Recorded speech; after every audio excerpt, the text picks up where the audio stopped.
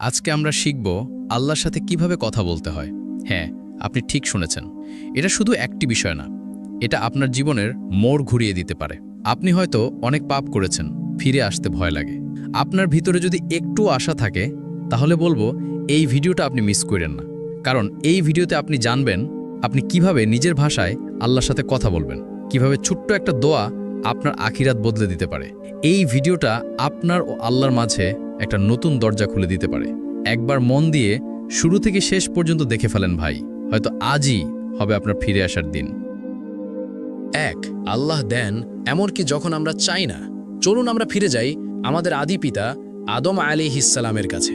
আল্লাহ সুবহানাহু ওয়া তাআলা আদম আলাইহিসসালামকে সৃষ্টি করলেন। তারপর তিনি আদম আলাইহিসসালামকে জান্নাতে জায়গা দিলেন, খাবার দিলেন, পোশাক দিলেন, একজন সঙ্গী দিলেন হাওয়া আলাইহিসসালাম।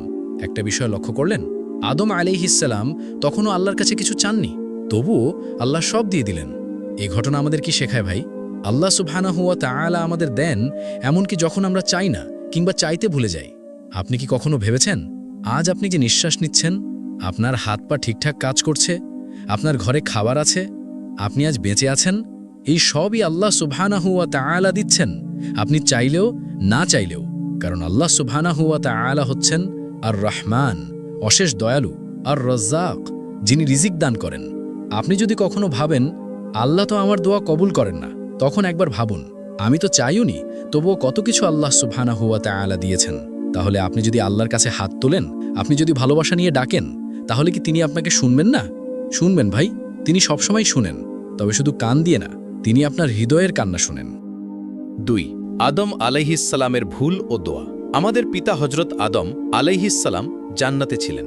আল্লাহ তাকে সবকিছু দিয়ে দিয়েছিলেন, তবু একসময় তিনি একটি ভুল করে ফেললেন। আল্লাহ যেই গাছ থেকে আদম আলাইহিসসালামকে দূরে থাকতে বলেছিলেন, সেই গাছের ফল খেয়ে ফেললেন। এখন একটু ভাবুন তো, এই ভুলটা করার পর আদম আলাইহিসসালাম চাইলে কি করতে পারতেন? চুপচাপ লুকিয়ে থাকতে পারতেন, দোষটা হাওয়া আলাইহিসসালামের ঘাড়ে দিতে পারতেন, কিংবা পালিয়ে যেতে পারতেন লজ্জায়। কিন্তু না ভাই, তিনি পালাননি, তিনি ফিরে এসেছেন। তিনি আল্লাহর কাছে মাথা নিচু করেছেন, তিনি কেঁদে কেঁদে দোয়া করেছেন। তিনি বলেছেন, হে আমাদের পালনকর্তা, আমরা নিজেদের উপর জুলুম করেছি। যদি তুমি আমাদের ক্ষমা না করো আর আমাদের প্রতি দয়া না করো, তাহলে আমরা তো অবশ্যই ক্ষতিগ্রস্ত হয়ে যাব। কি চমৎকার দোয়া ভাই! না কোনো বড় বড় শব্দ, না কোনো সাজানো ভাষা, শুধু একটি ভাঙা হৃদয়ের কান্না। এই দোয়া ছিল ভালোবাসার, ছিল লজ্জার। এটাই আমাদের শেখার মতো বিষয়। আমরাও তো ভুল করি, তাই না? আমরাও অনেক সময় গুনাহ করে ফেলি, কিন্তু তখন কি করি? আমরা দোষ চাপাই অন্যর উপর, না হয় ভাবি আল্লাহ তো আমাকে আর ক্ষমা করবেন না। ভাই, এমন ভাবা যাবে না। আমাদের পিতা হজরত আদম আলাইহিসসালাম যদি ক্ষমা চেয়ে আসতে পারেন, তাহলে আমরাও পারি। আপনি শুধু বলুন, হে আল্লাহ, আমি ভুল করেছি, আমি তোমার কাছে ফিরতে চাই। এই একটি কথা আপনার জীবন পাল্টে দিতে পারে। ৩. আদম আলাইহিসসালাম ও শয়তানের পার্থক্য। এই পৃথিবীতে আমরা সবাই ভুল করি, কখনো গোপনে, কখনো প্রকাশ্যে। কিন্তু আল্লাহ আমাদের শিক্ষা দিয়েছেন ভুল করলে কিভাবে ফিরতে হয়।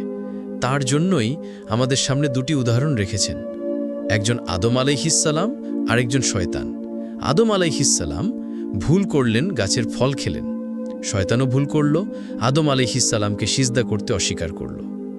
দুইজনে ভুল করেছে, কিন্তু পার্থক্যটা ছিল তাদের মনোভাব আর প্রতিক্রিয়ায়।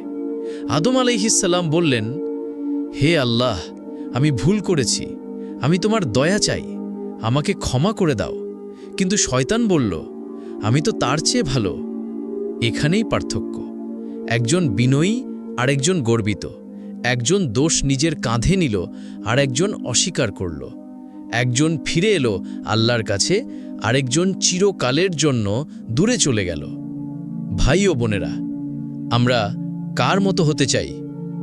আদম আলাইহিসসালামের মতো নাকি শয়তানের মতো? যখনই আমাদের দ্বারা গুনাহ হয়ে যাবে, তখনই আমরা এই দোয়াটি বেশি বেশি করতে পারি, হে আল্লাহ, আমি ভুল করেছি, কিন্তু আমি তোমারই বান্দা, আমাকে মাফ করে দাও। এই কথাটা আল্লাহ সবচেয়ে বেশি ভালোবাসেন, কারণ তিনি তো গফফার, যিনি বারবার ক্ষমা করেন। ৪. দোয়া আসলে কি? আমরা অনেক সময় দোয়াকে ভুলভাবে বুঝি। অনেকে ভাবে দোয়া মানেই আল্লাহর কাছে কিছু চাওয়া। হে আল্লাহ, চাকরি দাও। হে আল্লাহ, পরীক্ষায় পাশ করিয়ে দাও। হে আল্লাহ, বিপদ থেকে বাঁচাও।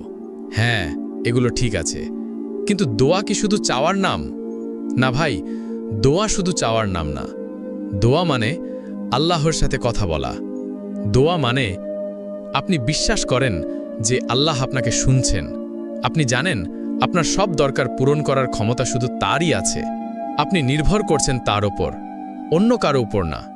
ভাই, দোয়া মানে এই নয় যে আপনি শুধু কিছু পেতে চাইছেন। দোয়া মানে আপনি আপনার রবের কাছে ফিরছেন। আপনি যদি একটুও কান্না ভেজা হৃদয়ে বলেন, হে আল্লাহ, আমি জানি তুমি আছো, আমি শুধু তোমার সাহায্য চাই, তাহলে এই ছোট্ট কথাটাও আল্লাহর কাছে অনেক বড় দোয়া হয়ে যায়। রাসূলুল্লাহ সাল্লাল্লাহু আলাইহি সাল্লাম বলেছেন, দোয়া হচ্ছে ইবাদতের মূল। তিরমিজি। ভাবুন তো, ইবাদতের মূল মানে আপনি যখন দোয়া করেন তখন আপনি ইবাদতের একেবারে কেন্দ্রে আছেন। আর দোয়া করতে আরবি জানার দরকার নেই, সাজানো গুছানো ভাষা লাগবে না। আল্লাহ শুধু চান আপনার মন খোলা থাকুক আর বিশ্বাসটা সত্য হোক। তাই ভাই, আপনি যদি কষ্টে থাকেন, আপনি যদি বেকার থাকেন, আপনি যদি ভাঙা মন নিয়ে বসে থাকেন, তবুও আল্লাহর সাথে কথা বলেন।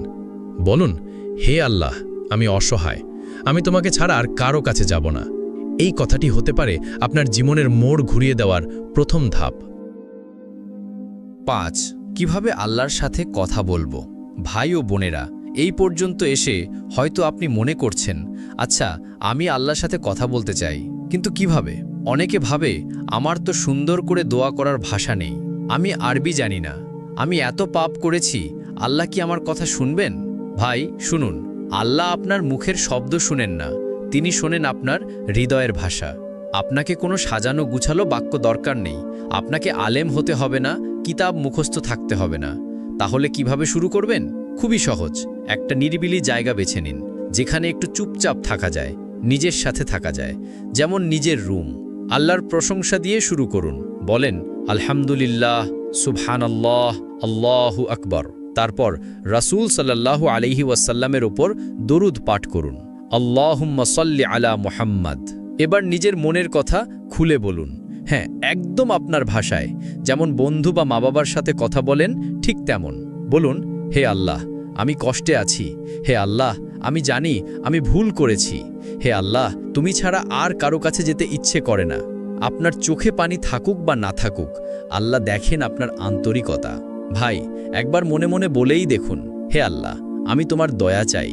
এই একটি বাক্য আপনার হৃদয় বদলে দিতে পারে, কারণ আল্লাহ বলেন, আমি কাছেই আছি, আপনাকে শুধু ডাকতে হবে, বাকি পথটা আল্লাহ নিজেই আপনাকে নিয়ে যাবেন। 6. আল্লাহ আমার দোয়া কবুল করেন না কেন? এটা এমন এক প্রশ্ন যা অনেকেই মনে মনে করে। আমি তো অনেক দোয়া করছি, কিন্তু আল্লাহ আমার দোয়া কবুল করছেন না কেন? এই প্রশ্নে কষ্ট আছে, হতাশা আছে, কিন্তু তার মধ্যে একটা আল্লাহর প্রতি আশাও লুকিয়ে আছে। আর সেই আশাটাকে জিয়ে রাখাই হলো আসল ঈমান। চলুন সহজভাবে বোঝার চেষ্টা করি। 1. আল্লাহ আপনার দোয়া শুনেছেন, এতে কোনো সন্দেহ নেই। তিনি নিজেই বলেছেন, তোমার প্রভু বলেন, আমাকে ডাকো, আমি তোমাদের ডাকে সাড়া দেব। 2. কিন্তু উত্তরটা হয়তো 3 ভাবে আসে। তাৎক্ষণিকভাবে হ্যাঁ দিয়ে আপনি যা চাইছেন তাই দিয়ে দেন, না দিয়ে কারণ সেটা আপনার জন্য ভালো নয়, বা বলেন অপেক্ষা করো কারণ সময়টা এখনো ঠিক হয়নি। 2 বছরের বাচ্চা যেমন কখনো কখনো চকলেট চায়, কিন্তু মা তখন দেয় না, কারণ মা জানে এখন দিলে ওর পেট খারাপ হবে। ঠিক তেমনি আল্লাহ আমাদের চাওয়াগুলো আমাদের ভালোর জন্য নিয়ন্ত্রণ করেন। 3. কখনো আল্লাহ আপনাকে তা দেন যা আপনি চাইছেন না, কিন্তু যার প্রয়োজন আপনার অনেক বেশি। আপনি হয়তো চাকরি চাইছেন, কিন্তু আল্লাহ আপনাকে ধৈর্য শেখাচ্ছেন, কেননা পরবর্তীতে আপনি যেই দায়িত্ব পাবেন তার জন্য এই সময়ের প্রস্তুতি জরুরি। 4. আবার কখনো আল্লাহ আপনার দোয়ার বদলে আপনার কোনো বড় বিপদকে ঠেকিয়ে দেন যা আপনি বুঝতেই পারেননি। আপনি কিছু চাইলেন, কিন্তু আল্লাহ দিলেন সেই বিপদ থেকে নিরাপত্তা যা আপনার জানা ছিল না। আর একটা কথা শুনে রাখুন ভাই, আল্লাহ দোয়া শুনতে ভালোবাসেন। যেমন মা শিশুর কণ্ঠ শুনে আনন্দ পান, আল্লাহও চান তার বান্দা যেন তাকে ডাকে, বারবার ডাকে, কান্না করে ডাকে। তাই যদি আপনি ভাবেন আল্লাহ শুনছেন না, তবে বুঝে নিন আপনার ডাকটা আল্লাহ শুনছেন, কিন্তু উত্তরটা হয়তো আপনাকে প্রস্তুত করার জন্য দেরি করে আসছে। শেষ কথা, হতাশ হবেন না, আল্লাহ কারো দোয়াকে অবহেলা করেন না। আপনার প্রতিটি ডাক, প্রতিটি কান্না, প্রতিটি নিঃশ্বাস সবই আল্লাহর দরবারে পৌঁছে যাচ্ছে। শুধু একটুকু ধৈর্য ধরুন, বিশ্বাস রাখুন আর ডেকে যান, কারণ আল্লাহ কখনো কাউকে খালি হাতে ফিরিয়ে দেন না। 7 আল্লাহর কাছে কি চাইব? ভাই ও বোনেরা, আল্লাহ আমাদের বলেছেন, আমাকে ডাকো, আমি তোমাদের ডাকে সাড়া দেব। তাহলে প্রশ্ন হলো, আমরা কি চাইব আল্লাহর কাছে? আমরা তো অনেক কিছু চাই, তাই না? চাকরি চাই, রিজিক চাই, ভালো রেজাল্ট চাই, পরিবারের শান্তি চাই। এসব চাইতে কোনো সমস্যা নেই, বরং এগুলো চাওয়া ইবাদত। কিন্তু ভাই, শুধু দুনিয়ার জিনিসগুলো চাইলে তো আমরা সীমিত চাওয়া চাইছি।